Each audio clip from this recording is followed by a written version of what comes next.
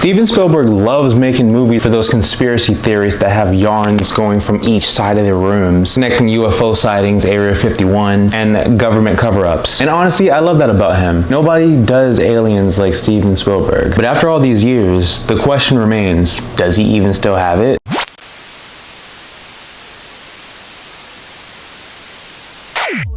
So Disclosure Day is Steven Spielberg's latest alien thriller film, following a series of events that uncover secrets that weren't supposed to be discovered. And right from the start, I was hooked.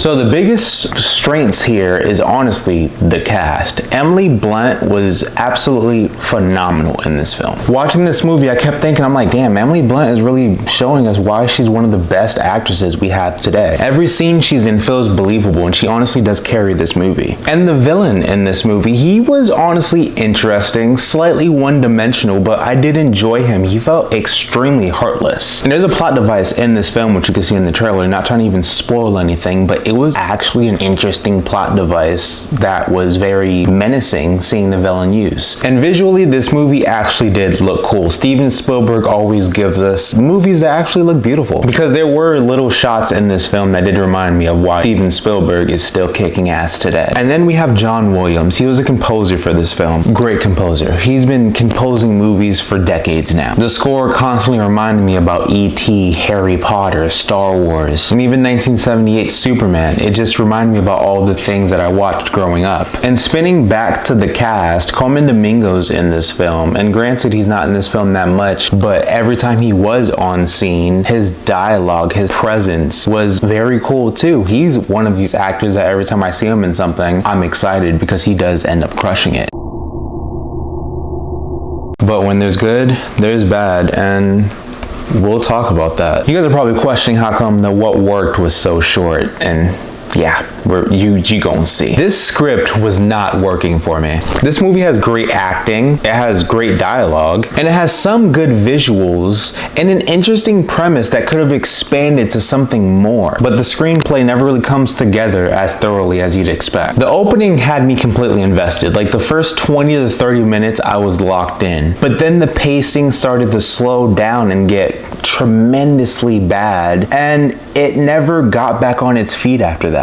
And at 145 minutes, the question for this is why? There are long stretches in this movie where it feels like nothing is completely happening. And the movie could have been cut down to be much, much shorter without losing any of the importance of the story that was going on in this movie. And a few of the character choices in this film as well was pretty stupid. Like, there's a lot of aggravating characters in this movie as well. And some of the dialogue just didn't really work with me. And this movie's budget is $115 million, which honestly, compared to other Hollywood films that have like 200 million and plus, this was somewhat on the low side, but for seeing how cheap some of the shots look, this could have just been a $60 million film. Maybe it went to some of the actors, who knows? And the ending of this film literally was completely underwhelming. Watching the movie progressively get worse, I was waiting to get to the end of this to see what the payoff was. There was even some people in like the front of me that was like, I wonder when we're gonna get to the conclusion, because this was just dragging for no reason. And then when we got to the conclusion, I was kind of just like, that's it? That's all we're doing? Because to be frank with you guys, the trailer was more engaging than this was. And I know a few people can comment below and tell me what you guys thought about that. But it sucks that this sounds so harsh, but the marketing was there, the marketing was cool, but the execution was not.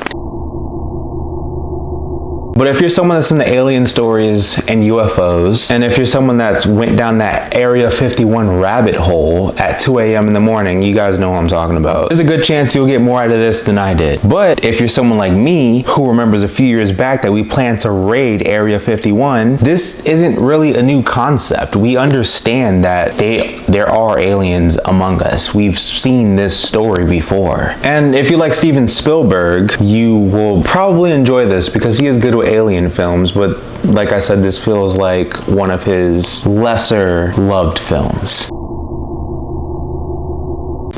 But for Disclosure Day, this is probably one of the most frustrating films I've seen this year because there's so much to love here. Emily Blunt was phenomenal. Colman Domingo was outstanding in this. The villain was interesting in this, and the score was lovely, but this script was pretty weak, and the pacing was completely terrible because the movie grips you at first, but then it loses you, and it just never finds you again. So my rating for Disclosure Day, I give this a caffeine recommended because for as long as this movie is, you probably would fall asleep in this.